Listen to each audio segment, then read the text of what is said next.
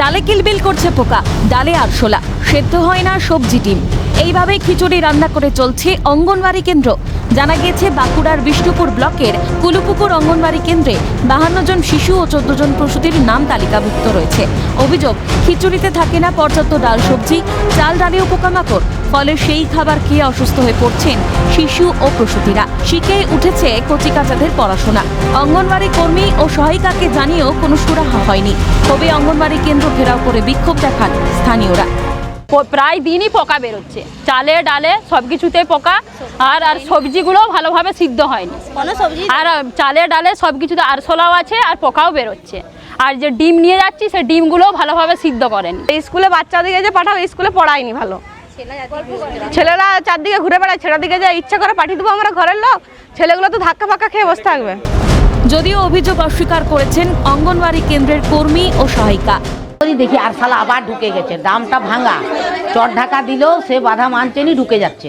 তাহলে আমি ডাল নিয়ে আরশোলা ফেলছি, ওরা তখন ছবিটা করে নিচ্ছে।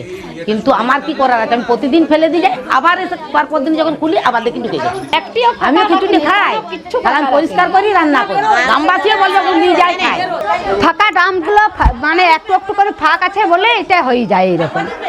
চালের মধ্যে পোকা দেখা না, চালে পোকা নেই, কই চালে একটা পোকা বের করে দেখো, চালে পোকা নেই, ডালটাই পোকা একটা দুটো হয়ে গেছে। মাগুলো যদি আলতু ফালতু এসে মাগুলো যদি বকে, হট্টগোল জুড়ে দেয়, কলারব করে, যদি নানা রকম ঘরোয়া গল্প করে, আমি কি করবো?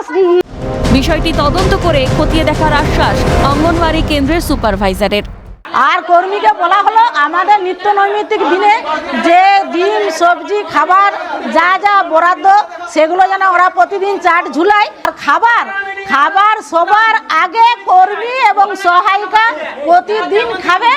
আমরা যদি আসি, আমরা জবে যে সেন্টারে আসি, আমরা আগে খাবার সেই সেন্টারে চেখে দেখি বাচ্চাদের উপযুক্ত কিনা, সেই মতো আমরা খাবার খাই এবং বাচ্চাদেরকে খেতে দিই। আমাকে যদি এটা দুদিন আগেও জানাতো, আমি এসে এর রিয়াকশন নিতাম এবং অ্যাকশন করতাম। সে কারণে ওই চাল ডালকে এখান থেকে সরিয়ে নিয়ে চলে যাওয়া হবে, অন্য ভালো চাল দিয়ে এখানে খাবারের ব্যবস্থা করা হবে।